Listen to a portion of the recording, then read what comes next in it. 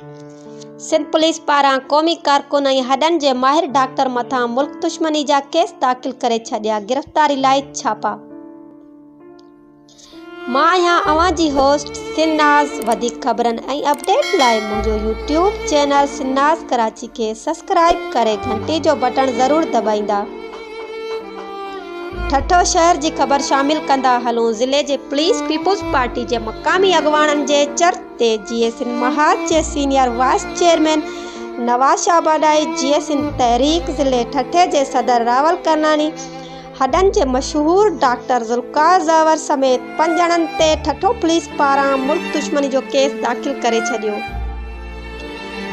Case में ॼाणायो वियो आहे त हू GSN मुत्तहदा मां जस्मम जा झंडा खणी शहर जे मुख़्तलिफ़ इलाइक़नि में मुल्क ख़िलाफ़ नारेबाज़ी कंदा रहिया ऐं मुल्क दुश्मनी जा मनसूबा जोड़ींदा रहिया। केस में नामज़द अॻवाननि जी गिरफ़्तारी लाइ पुलिस नवाज़ शाह बाडाई जे मच्छी वारे फार्म ज़रे फार्म ते छापा हणे गिरफ़्तारी अमल में न अची सघी। ॿिए पासे जिसिम सरबराह रियाज़ चांडियो जस्ट जे मरकज़ी सेक्रेटरी जनरल सूर्या सिंधी ऐं ॿियनि वाक़िए जी मज़म्मत कंदे चयो आहे त असां पुलिस जे कूड़नि केसनि खे रद्द कंदे खेनि फ़ौरी ख़ारिज करण जो मुतालबो कयूं था। असांजो जस्मम सां कोई तालुक़ न आहे। असां पंहिंजे तंज़ीमनि जी पॉलिसी तहत सियासी जदोजहद कयूं पिया।